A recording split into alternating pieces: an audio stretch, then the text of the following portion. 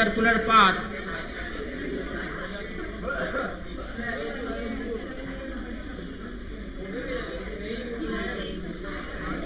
then its motion is known as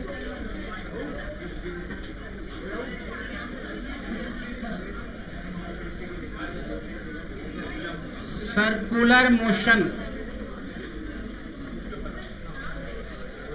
अब अगर आवाज आएगी किसी की जिसका मुंह टप टप करते दिखेगा, मैं उसको बाहर कर दूंगा.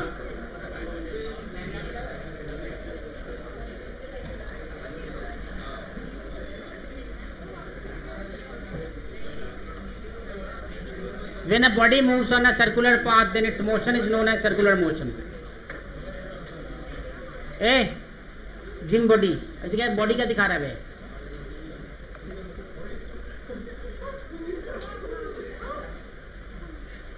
बकलोला सब कहीं का.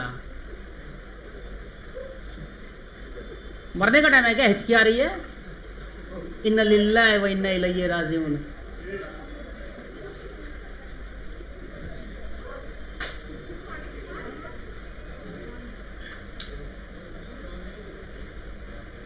Circular motion is a new chapter. इसके साथ ही रोटेशनल मोशन भी होगा.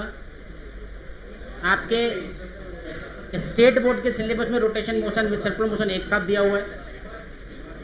सीबीएसई में दोनों अलग अलग. अहमद आगे देखो भाई, क्या तुम लुच्चा लफंगा के साथ बातचीत करते होते हो?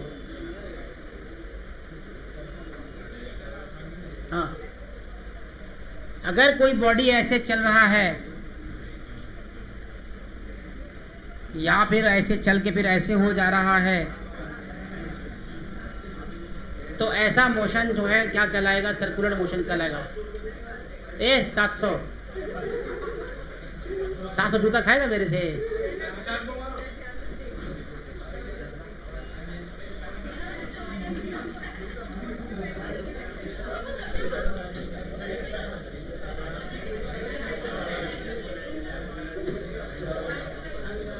एक काम करते हैं, तुम लोग बातचीत कर लो, मैं आता हूँ घूम के बाहर से.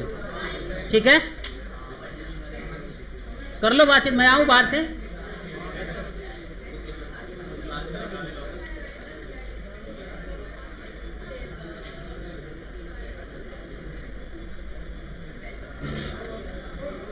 यहाँ बैठ, यहाँ बैठ. लड़का यहाँ बैठ, खाली हो जाएगी.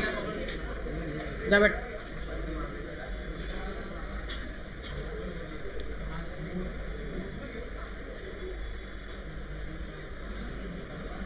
आरिश, बाहर जाना है तो शांति से आगे देखो.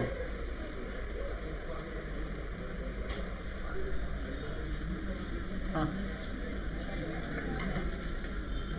कोई बॉडी इस तरह के पाथ पे अगर चल रही हो तो हर पॉइंट पे आप इसका एक रेडियस बना सकते हो.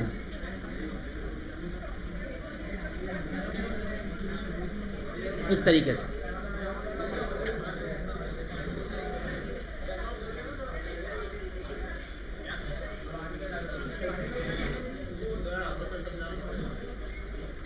अरे यार, when a particle moves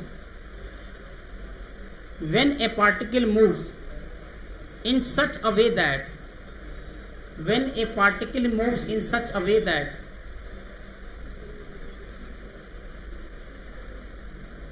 its distance from fixed point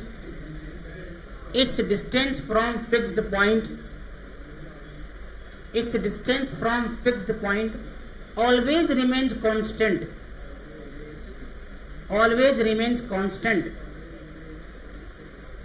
is known as circular motion.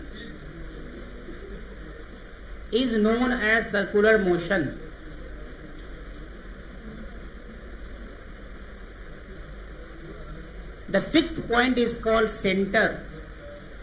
The fixed point is called center.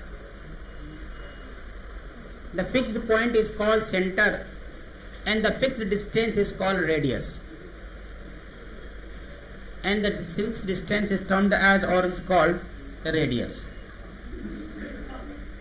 Radius vector क्या है भाई? एक टर्म आता है, सबसे पहले समझे रेडियस वेक्टर. termed as या called radius. Fixed distance is termed as radius. Fixed point is center and fixed distance is radius. ठीक है, अब सुनो, what is radius vector? अगर कोई सर्कुलर पाथ है, ऐसा सर्कल है, यहां पे ये मान लो एक, दिस इज कॉल्ड रेडियस, यही रेडियस है। रेडियस का कुछ डायरेक्शन होगा ना, ये आउटवर्ड की तरफ जा रहा है। तो इसको अगर तुम, इस पॉइंट को अगर तुम x, y मान लो, तो क्या r वेक्टर को xi प्लस yj लिखा जा सकता है ना। और अगर मान लेते हैं कि ये थीटा है, अगर ये थीटा है, तो x equal to r cos theta लिख सकते हैं और y equal to r sine theta लिख सकते हैं। जिसको वेक्टर नहीं आता है वो अपना सर अपना पीटते रहो, जोर जोर से पीटना। हाँ, x equal to r cos theta, y equal to r sine theta. अब यहां से r वेक्टर को तुम क्या लिख सकते हो, r cos theta i vector plus r sine theta j vector, ये क्या लिखा जा सकता है। ठीक है, तो इसका डायरेक्शन निकालने के लिए अगर यूनिट वेक्टर लिखा जाए, ई ऑफ आर का यूनिट वेक्टर लिखा जाए, ठीक है, अगर ई ऑफ आर का यूनिट वेक्टर लिखा जाए तो r vector by r vector का मैग्नीट्यूड यही होता है। तो यहां से आप लिख सकते हो r vector divided by r, तो यहां से लिख सकते हो r cos theta I plus r sine theta j vector divided by r vector. तो यहां से आप और क्या लिख सकते हो, यहां से E of R vector is equal to cos theta I plus sine theta J. ये डायरेक्शन आ गया किसका भाई, रेडियस वेक्टर का। समझा क्या, रेडियल यूनिट वेक्टर इसको कहते हैं, रेडियल यूनिट वेक्टर। चलो छाप लो जल्दी से, radial unit vector, this is called radial unit vector. Perpendicular to tangential unit vector क्या होता है, perpendicular to unit radial vector, perpendicular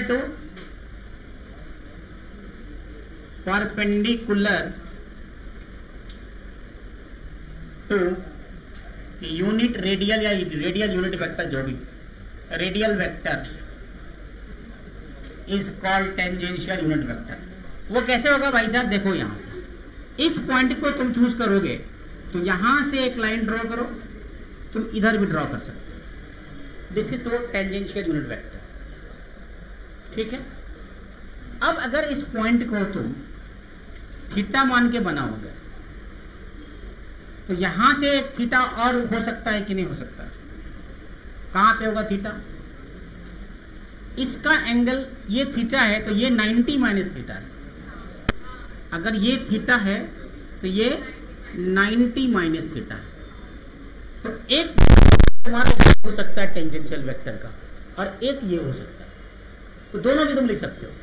तो अगर ईटी वेक्टर तुमको लिखना है, ये काम आने वाली चीजें हैं, खासकर जेई वाले बच्चे स्पेशलाइज,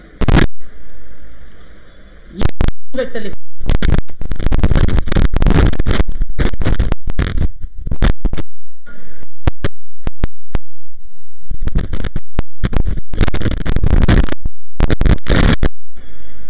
cos 90 माइनस थीटा और माइनस ऑफ आई वेक्टर,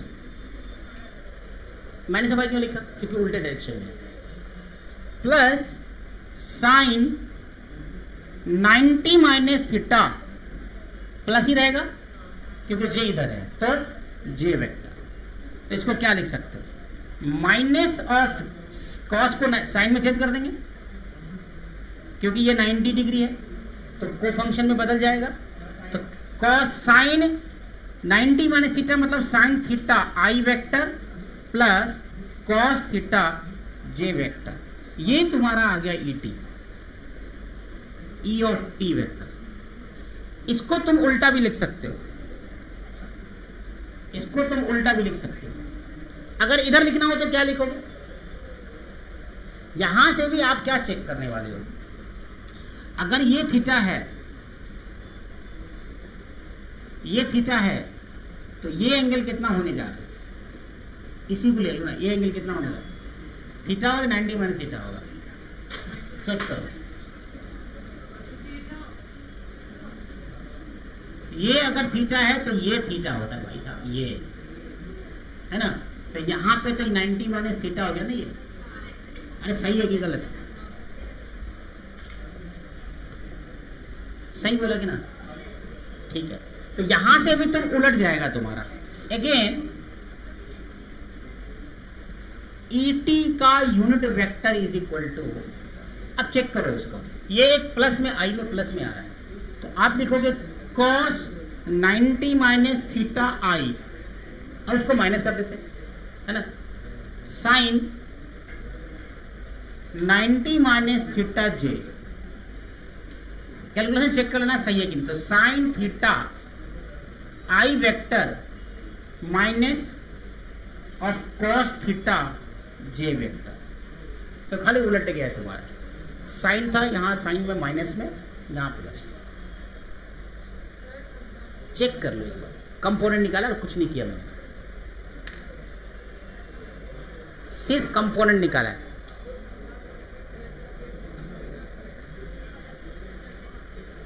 सिर्फ कंपोनेंट निकाला है। अगर ये 90 माइनस थीटा है तो ये cos 90 माइनस थीटा, और इसका कंपोनेंट यहाँ आएगा sin 90 माइनस थीटा, यही ना है।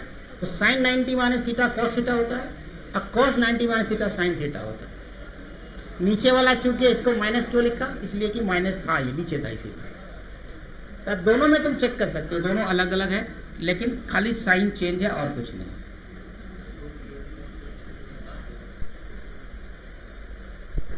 समझ में आया कि नहीं? नहीं आया, कुछ भी समझ नहीं आया हमको, जो कुछ भी समझाने का है ही नहीं कि हम समझा।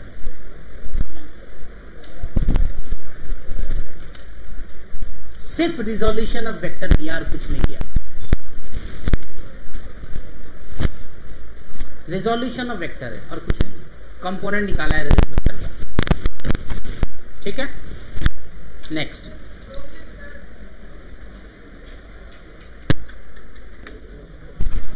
और एक रेफरेंस पॉइंट है, इधर से बहुत किटपिट आवाज आ रही है लड़कियों की, खासकर पता नहीं किसकी आवाज आ रही है, मालूम नहीं।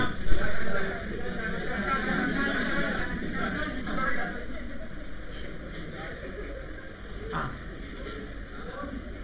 ये देखो, ये P पॉइंट पे यहां से एक एंगल थीटा बना रहा है, इसको O माना, इसको Q माना, तो ये जो OQ है इसको कहते हैं रेफरेंस लाइन,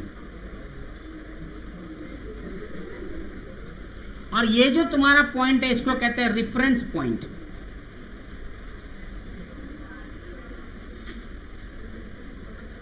रेफरेंस पॉइंट, और theta is angular position, theta is angular position. किसी रेफरेंस लाइन से रेफरेंस पॉइंट के रेफरेंस में क्या मिलेगा आपको, पॉइंट पर जो एंगल मिलेगा वही क्या कहलाता है, angular position. Theta is the angular position with respect to, ऐसा लिख सकते हो, theta is the angular position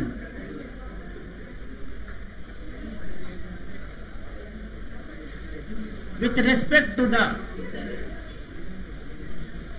OQ line.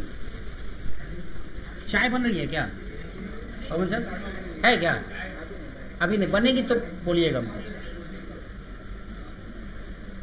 Theta is angular position with respect to OQ line. OQ line, और OQ क्या है? आपका रेफरेंस लाइन।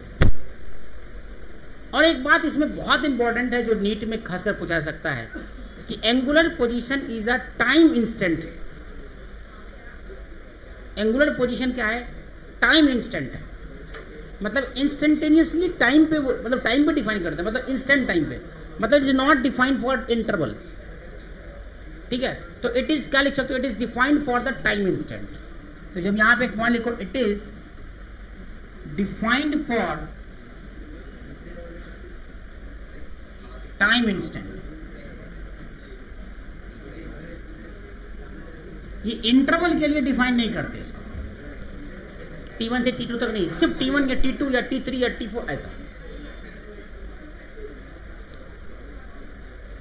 समझ में आया?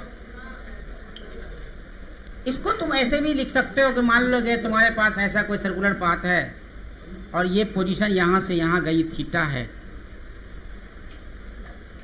छोड़ो इसको, समझने की क्या जरूरत है, रहने दो। हाँ, इतना लिखो, एग्जाम्पल करते हैं। एग्जाम्पल, ये एक स्क्वायर दिया मैंने, ये स्क्वायर है,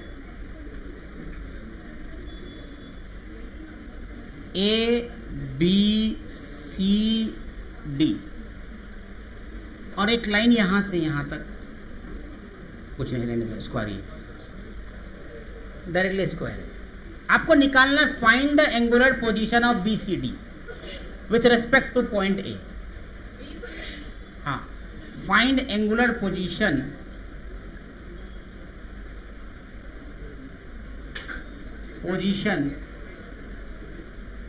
of B comma C comma D, B C D का निकालना है। ठीक है, किसके रेस्पेक्ट में निकालना है भाई? ए के रेस्पेक्ट में। क्या आंसर होगा सुफियान, क्या आंसर होगा? अब तो बता दिया, आप बताओ। बीसीडी का एंगुलर पोजीशन क्या है?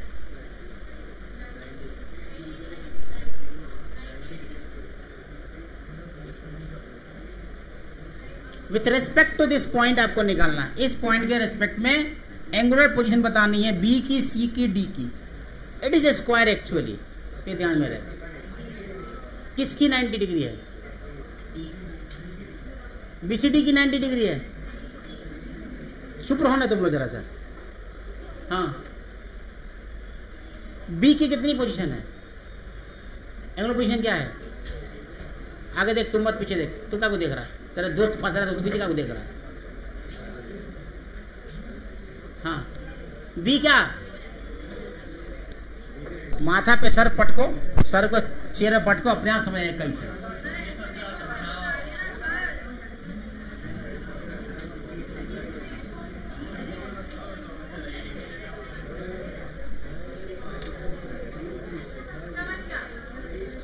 बोला था ना सर पटको, आ जाएगा समझ में।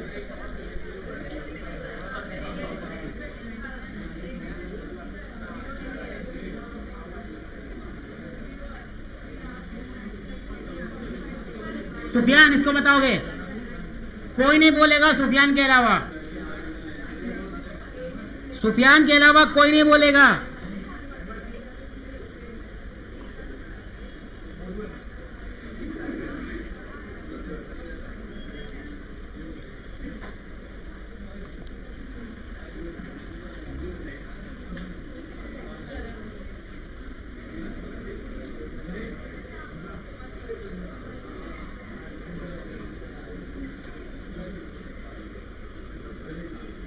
Find the angular position for point Q. Sufiyan, अब निकालो आवाज अच्छी वाली। अब बोलो कू कू कू, क्योंकि लग गया तुमको लात इस क्वेश्चन से। तो लात के बाद तो कुत्ता ऐसी आवाज निकालता है ना।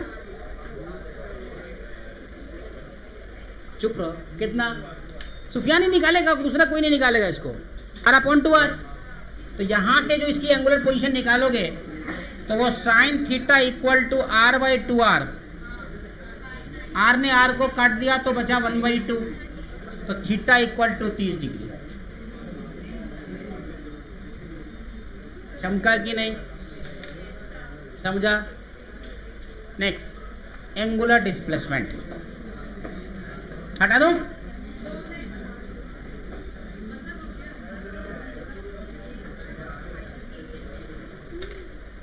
एंगुलर डिस्प्लेसमेंट पड़ेगा नहीं, खैर तीनों चारों का शिकायत तो हम आज करने वाले क्लास के बाद।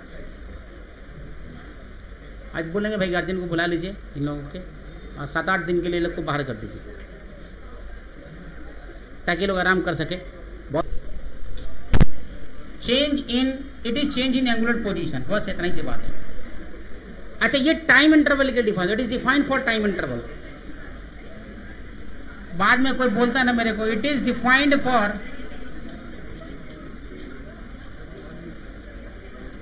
Time interval, it is defined for time interval. इधर से मेरे को लगातार आवाज आ रही है, पता नहीं क्या बात है। It is defined for time interval, मतलब क्या हुआ कि अगर मान लो तुम्हारे पास ये सर्कुलर पाथ है, इस सर्कुलर पाथ में मान लो अभी पोजीशन ये थी θ1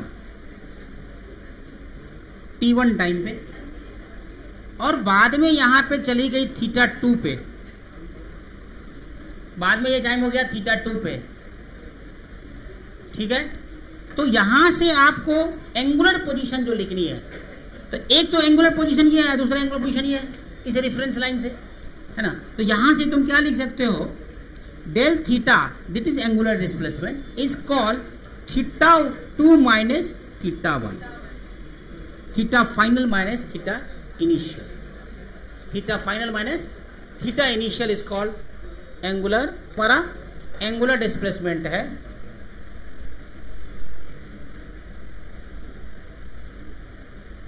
ये क्या है, इनिशियल एंगुलर पोजीशन, इनिशियल या सॉरी ये फाइनल है, ये तुम्हारा इनिशियल एंगुलर पोजीशन है, और ये तुम्हारा final angular position, final angular position. छापो जल्दी से इतनी सी बात को।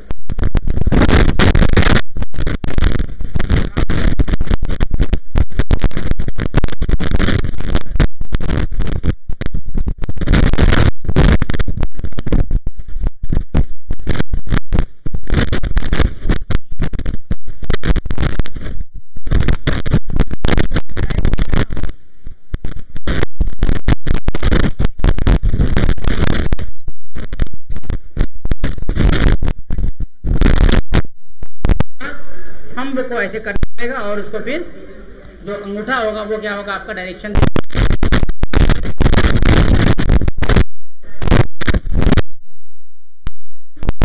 देखो जल्दी से, समझा अब्दुल्ला, समझ गया। अब सुनो, क्या चीज नहीं समझा, तो दोस्ती में गए थे एक साथ कंबाइंड बाथरूम में सम्मेलन करने के लिए, तो कैसे समझ में आएगा। बाथरूम में आदमी जाता सम्मेलन करने के लिए, क्या, और वहां भी जाते हैं, एलन में भी जाते हैं ना, तो 4 लड़का एक आता सम्मेलन, वॉशरूम सम्मेलन क्या है। अभी दुट गई है वॉशरूम सम्मेलन में। Angular displacement depends on path, angular displacement depends on path, whereas linear displacement does not on path।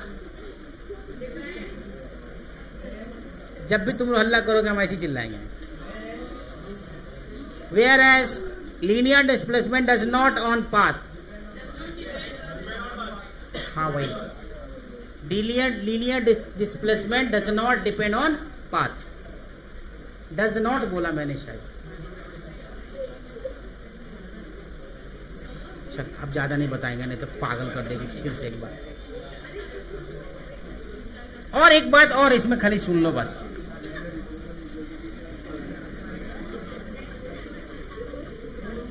ये स्कूटी है, इस पर ब्यूटीफुल बालिका बैठी हुई है, यहां पहुंच गई। अरे सुना क्या, नहीं सुना। जिशान गौरी, जिसके पीछे तुम रोज जाते हो, वो यहां से चल के यहां पहुंच गई। तुम यहां थे, तुम यहां थे, तो एंगल यहां से यहां बनेगा θ1, ठीक है। और तुम्हारा कोई रकीब है, रकीब वो यहां पे है, कुछ तो होगा ही रकीब।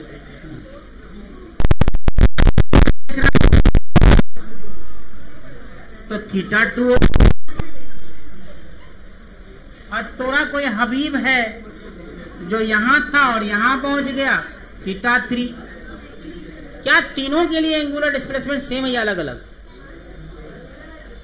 आदमी तो वही है, सुंदर कन्या बाल ब्यूटीफुल बालिका वही है। अरे ब्यूटीफुल बालिका तो वही है, यहां से यहां गई है ना। मगर हर इंसान के लिए, हबीब, रकीब एंड क्या बोलते हैं जीशान गौरी के लिए, तीनों के लिए अलग अलग एंगुलर डिस्प्लेसमेंट है। इसका मतलब यह है कि angular displacement depends frame dependent. तो यहां से तुम लिखोगे angular displacement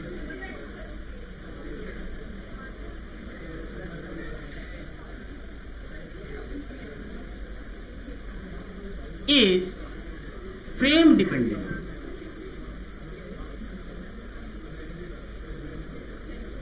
Is frame dependent. Angular displacement is frame dependent.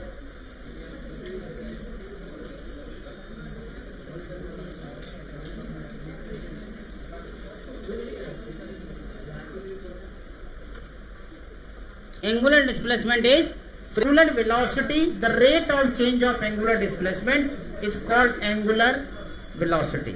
It is denoted by omega, and omega is equal to क्या होगा, d theta by dt. मतलब angular displacement theta by t को आपने क्या कर दिया, डिफरेंशिएट कर दिया, तो you will get the angular velocity. या थीटा बाई टी भी कहीं कहीं पे omega is equal to theta by t भी कहीं कहीं पे आपको मिल जाएगा लिखा हुआ। ठीक है। अब यूनिफॉर्म एंगुलर वेलोसिटी क्या होगा? What is uniform?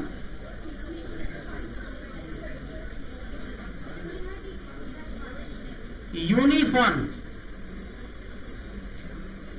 Angular velocity, uniform angular मतलब इनइक्वल टाइम। कोई भी particle equal angular displacement in equal time में अगर कवर करता हो, जैसे घड़ी का कांटा जो है हमेशा 30 degree 30 degree 30 degree 30 degree 30 degree 30 equal time में 15-15 मिनट पे, या फिर क्या बोलते हो उसको, एक घंटे पे 30 डिग्री कवर करता है। तो क्या कहते हैं, यूनिफॉर्म एंगुलर वेलोसिटी कहेंगे।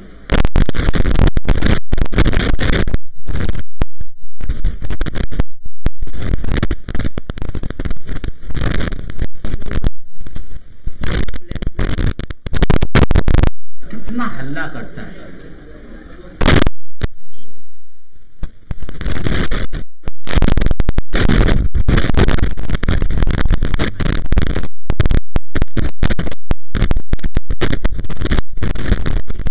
इक्वल टाइम में angular displacement, equal angular displacement अगर तो हम उसको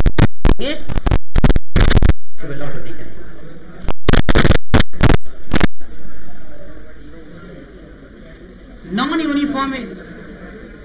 नॉन यूनिफॉर्म कैसा होगा? नॉन यूनिफॉर्म किसको कहेंगे? Unequal angular displacement in equal time और equal angular displacement in unequal time. Uniform क्या है?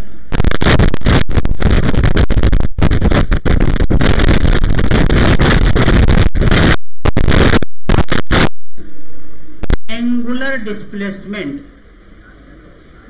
इन इक्वल टाइम और डिस्प्लेसमेंट इन अनइक्वल टाइम और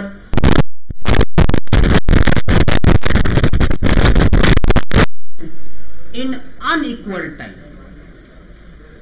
तीनों डेफिनेशन किसका है भाई? नॉन एंगुलर वेलोसिटी का है। समझ में आई बात? पता ही है ना।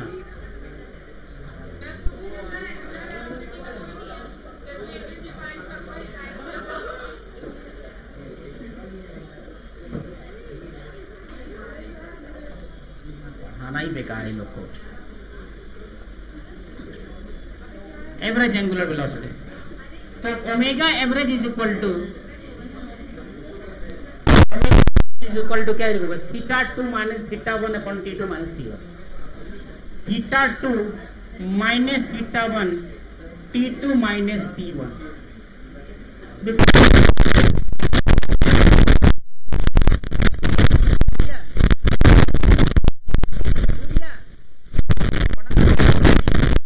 क्या ऐसा पढ़ा करके इंस्टेंटेनियस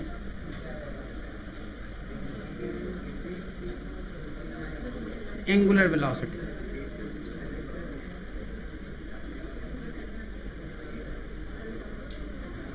इंस्टेंटेनियस एंगुलर वेलोसिटी ये क्या होगा अब उतारे।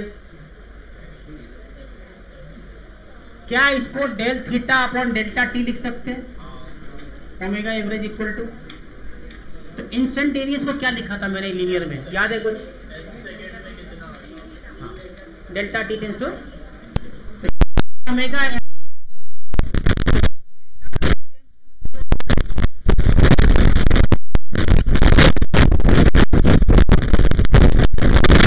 ज्यादातर जो पढ़ते हैं वो इंस्टेंटेनियस ही पढ़ते हैं। तो एंगुलर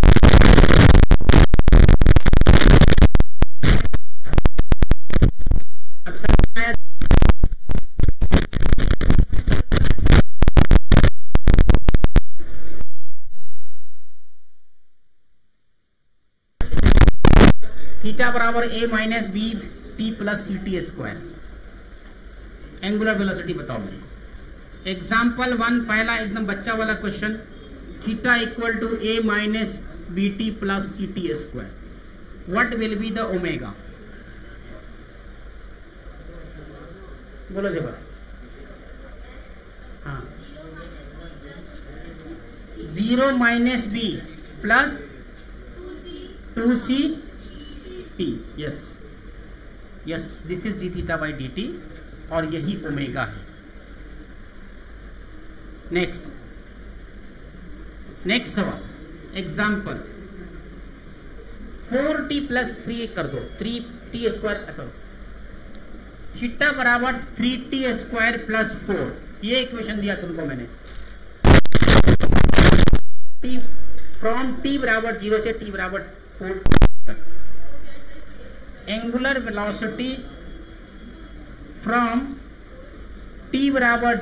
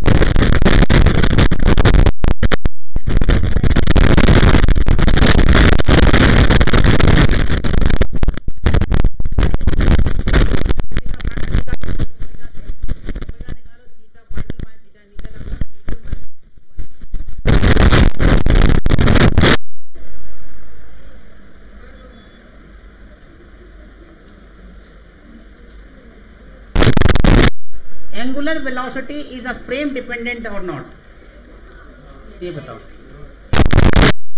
तो एंगुलर वेलोसिटी करो, अगर यहां से अगर जज करो, यहां पे एक गाड़ी है, ये गाड़ी यहां पहुंच गई, तो एक पोजीशन तो यहां तुम ले सकते हो, एक पोजीशन तुम यहां ले सकते हो, एक पोजीशन मतलब अलग अलग ऑब्जर्वर का अलग अलग एंगुलर वेलोसिटी बनेगा। क्योंकि एंगुलर वेलोसिटी क्या होता है, थीटा बाई टी। यहाँ थीटा 1 है, थीटा 2 है, थीटा 3 है, तो यहाँ तक थीटा 1 बाई टी, यहाँ थीटा 2 बाई टी और यहाँ थीटा 3 बाई टी है कि नहीं है? टाइम तो सेम ही लगेगा सबके लिए। तो एंगुलर वेलोसिटी क्या कर रहा है, डिक्रीज कर रहा है ना। तो यहां से एंगुलर वेलोसिटी डिक्रीजेस। अरे समझा कि नहीं समझा? तो नहीं समझ में आया? ये बताओ मेरे को कि ये थीटा बड़ा है कि ये बड़ा है कि ये बड़ा, कौन सबसे बड़ा है? तो थीटा 1 बड़ा है तो सबसे बड़ा एंगुलर वेलोसिटी किसका होगा? इसका मतलब नीचे जाने पे एंगुलर वेलोसिटी क्या हो रही है? डिक्रीज कर रही है। इसका मतलब डिक्रीज कर रही है, इसका मतलब तुम लिख सकते हो कि एंगुलर वेलोसिटी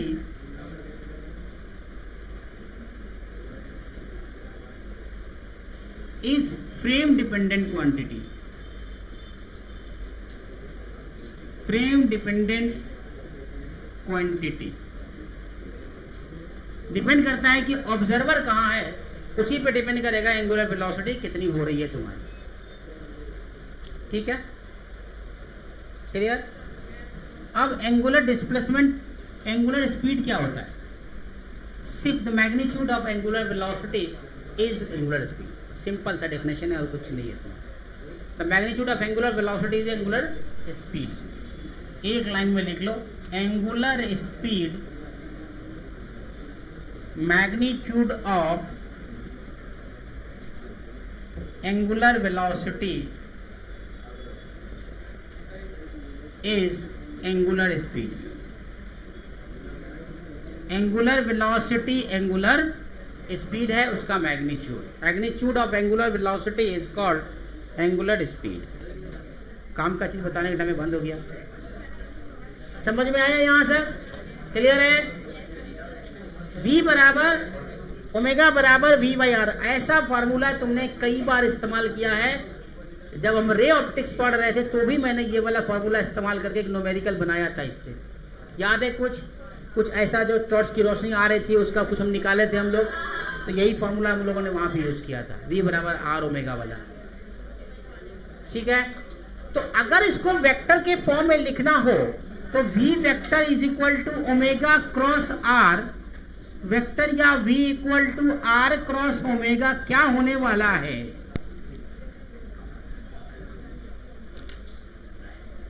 कौन सा होगा? v बराबर ओमेगा इंटू आर। तो ये वाला तुमको रटना है, ये वाला नहीं होगा। आगे लॉजिकल हम बात इस पे आने वाले अगला कुछ देर के बाद हो सकता है कि वो आ जाए तो मैं करूंगा। क्यों? Logical it is right, logical it is right, यही सही है। ठीक है, बट अब एक बात ध्यान दो, क्या ओमेगा बराबर v बाई आर लिखा जाए या कुछ और लिखा जाए? मान लो जिशान गौरी यहां पे खड़ा है, कुत्ते की आवाज मत निकालिए, इंसान की तरह आवाज निकालिए थोड़ा सा। ऐसे आप सुनो, पहले पूरा बात सुन लो। ऐसे खड़ा है, ठीक खड़े हैं। स्कूटी की आवाज जब भी आती है तो हम हड़बड़ाते हैं। अबे तुम लोग गलत मीनिंग क्यों लेता है बे? हाँ, स्कूटी पे अक्सर तो मतलब, हाँ, तो हमारी मुंडी ऐसे घूमती है। स्कूटी गया, अब देख डायग्राम।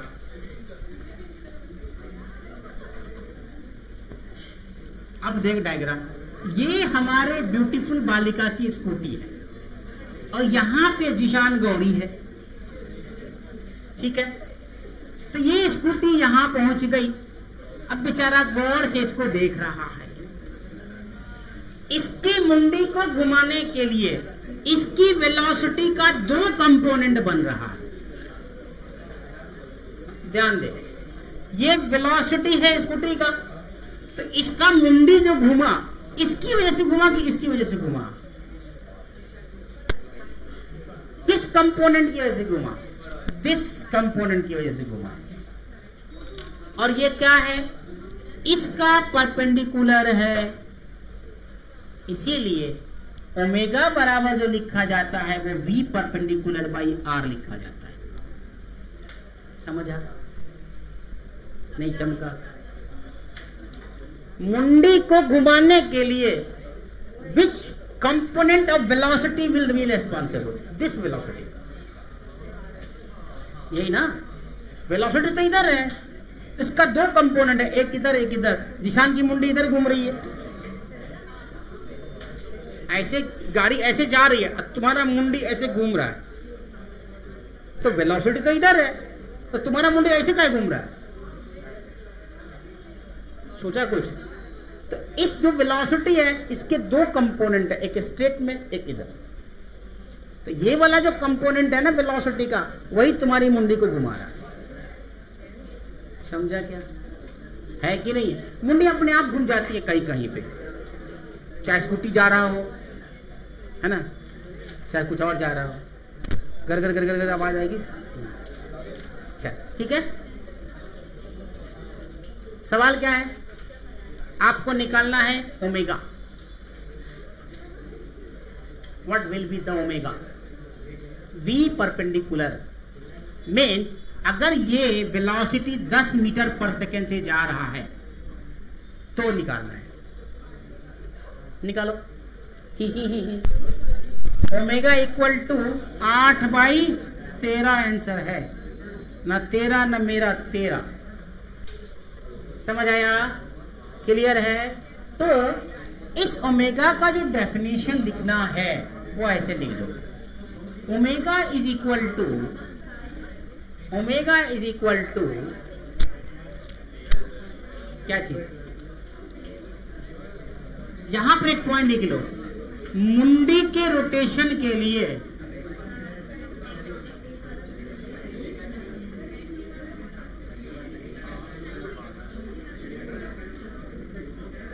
वेलोसिटी का ये वाला कंपोनेंट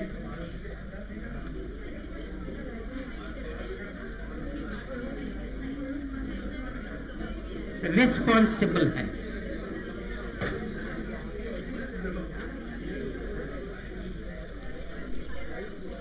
मुंडी के रोटेशन के लिए वेलोसिटी का ये वाला कंपोनेंट रिस्पॉन्सिबल। ठीक है, क्लियर? तो omega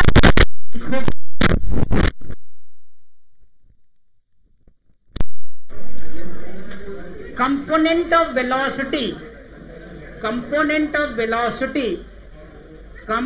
of velocity perpendicular to line joining, component of velocity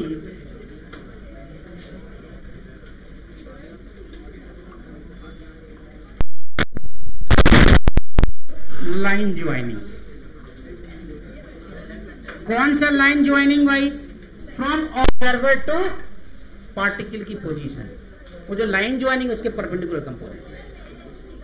समझा क्या? नहीं। और नीचे क्या होगा? नीचे क्या होगा? नीचे क्या लिखोगे?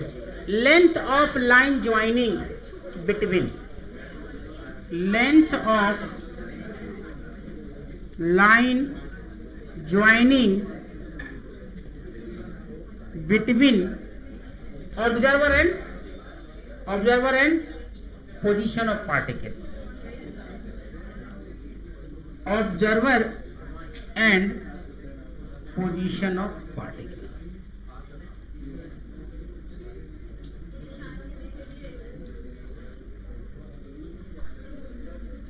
ये चीज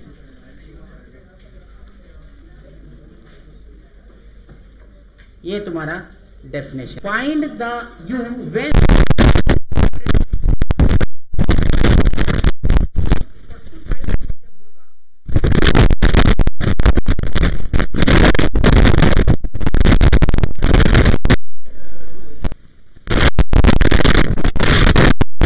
इसका एक परपेंडिकुलर लाइन ड्रॉ करो,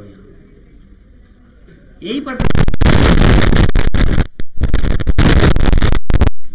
तो अगर इसका एंगल ड्रॉ लेना चाहोगे तो ये 45 है तो ये भी 45, तो ये 45 तो ये परपेंडिकुलर है तो ये भी 45, और अगर ये 90 ये 45 तो ये भी 45, तो ये हो जाएगा u sin 45 या u cos, सॉरी ये क्या हो जाएगा u cos 45, u cos 45। अच्छा, इसको तुम क्या मान लो? L मान लो। तो होगा कि नहीं होगा? तो L की वैल्यू यहां से निकल जाएगी, 2 आ रहा है, तो L cos 45 is equal to √2। तो L by √2 is equal to √2, तो L बराबर √2 इंटू √2 दैट इज 2 मीटर। अब क्या बोला निकालने के लिए,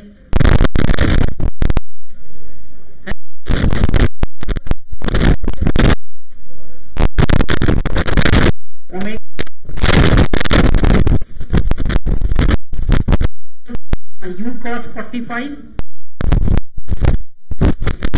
R कितना 2, तो ये 0.1 है, तो यहां से आपको U की वैल्यू निकल जाएगी।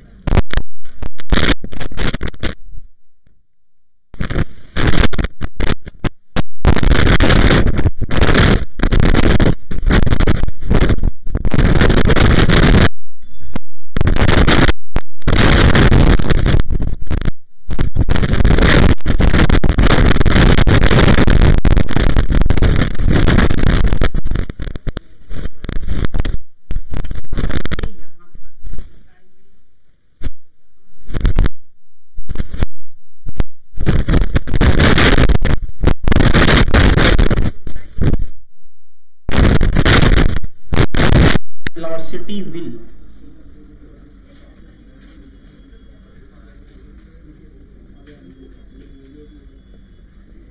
ऑप्शन ए में पहले इंक्रीज करेगा फिर डिक्रीज करेगा, ऑप्शन बी में पहले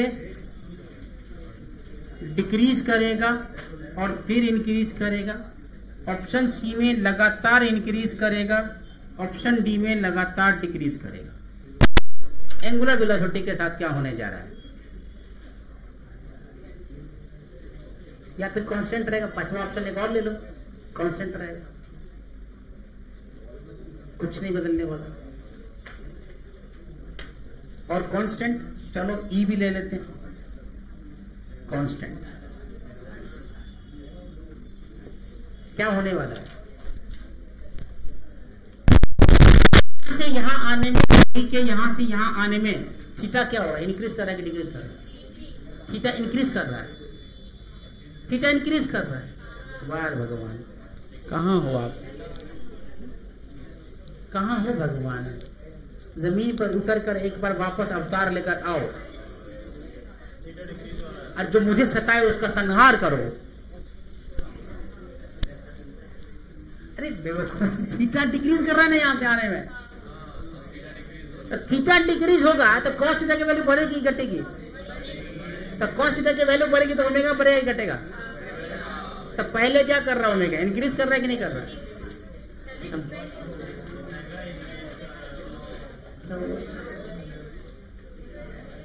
ओमेगा इंक्रीज करेगा ना,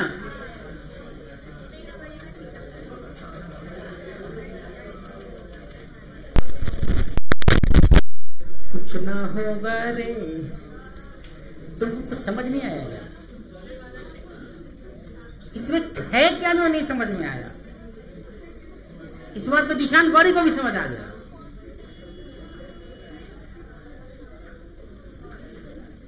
ये फार्मूला समझ आया कि नहीं आया, समझ में आया, बगल वाले समझाई तो समझ आ गया, यही बात हम समझा रहे थे, नहीं समझ आ रहा था, अभी भी कंफ्यूज लग रही है। अब यहां से थीटा क्या कर रहा है, इंक्रीज कर रहा है कि डिक्रीज कर रहा है, थीटा इंक्रीज कर रहा है ना। अगर थीटा इंक्रीज कर रहा है तो इसका मतलब कॉस थीटा की वैल्यू कम होगी, अगर कॉस थीटा की वैल्यू कम होगी तो ये कम होगा। इसका मतलब ये कि पहले एंगुलर वेलोसिटी इंक्रीज कर रहा है, बाद में डिक्रीज, यही ऑप्शन होगा।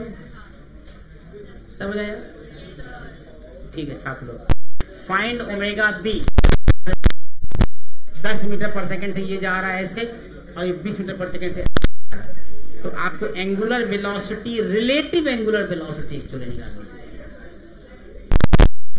वाला है तुम्हारा 12 और 12 मीटर पर सेकंड में, इधर कितना बचेगा 8, ये कितना बन रहा है 37 है ना, ये सॉरी 30 लिख दिया था, तो 30 लेके बना देने में क्या फर्क पड़ने वाला है उससे, 30 का 2 आएगा,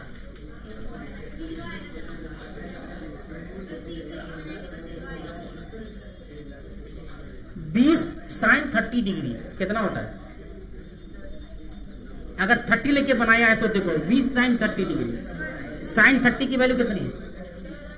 हाँ ठीक बोला तुम 1/2 10, ये ऊपर का वैल्यू 0 हो जाएगा, रिलेटिव कुछ होगा ही नहीं। तो 37 लेके बनाते हैं।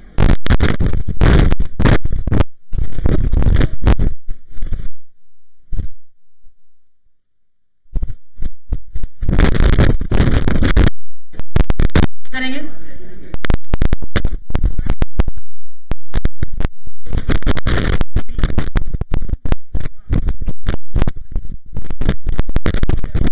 ये आ गया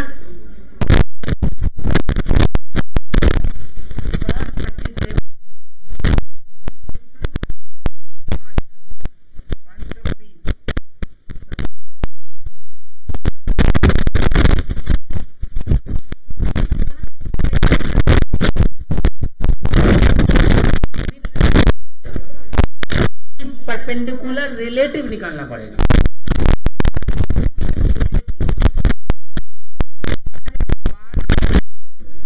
दस दैट इज 2 मीटर पर सेकेंड।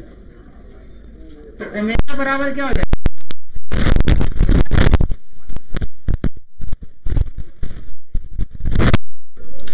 अरे चमका कि नहीं तुम लोग को? ओमेगा निकालना है। रिफा इसको तुम निकाल के दिखाओ अभी मुझे। यू हैव टू निकाल। ये क्या है? एक बॉल गिर रहा है 50 मीटर हाइट से, बोल रहा है आफ्टर 2 सेकेंड WPA निकालना है। मतलब मान लिया है ये पार्टिकल है, 2 सेकेंड WPA फाइंड आउट करना है और इसकी दूरी 40 W आफ्टर 2 सेकेंड।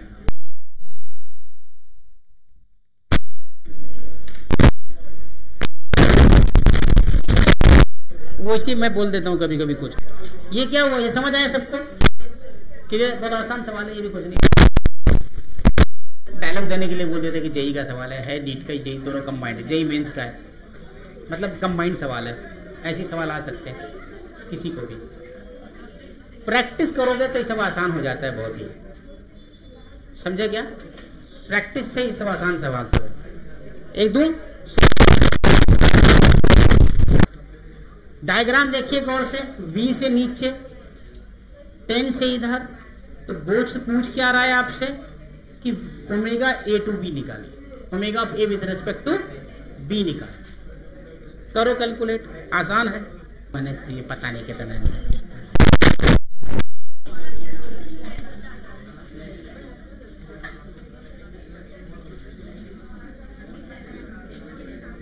यही दोनों का निकालना होगा।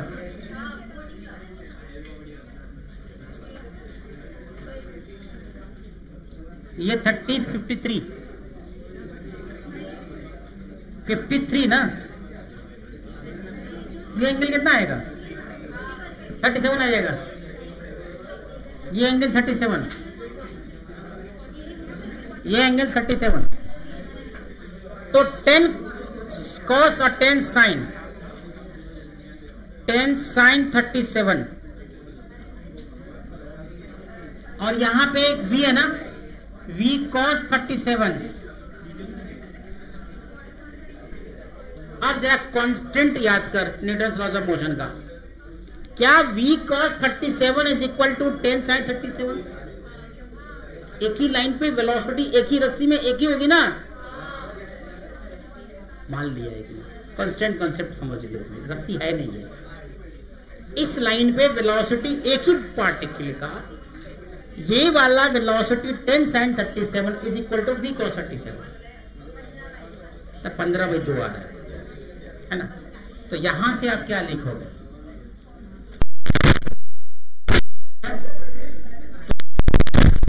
37 इज इक्वल टू 6, तो V बराबर 15/2 आ रहा है क्या?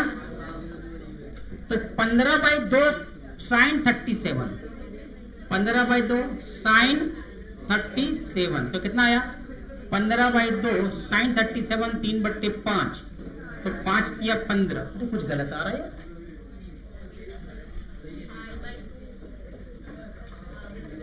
15/2 साइन 37 आ रहा है क्या उधर वी साइन, तो 15/3/5 कितना आएगा ये? अच्छा हाँ ठीक तो है, हाँ ठीक है, तो 9/2 मतलब 4.5 मीटर पर सेकेंड। ठीक आ रहा है, ठीक आ रहा है, ठीक है। अब देखो 4/5 इधर और इधर कितना 8, ये 8 है, आंसर आ गया। तो omega is equal to 8 plus 4.5 divided by 10। Minus ही होगा, लेकिन ये प्लस क्यों हो रहा है वो पता है तुमको? डायरेक्शन चेंज है ना, माइनस ऑफ माइनस हो जाएगा ना, इसीलिए।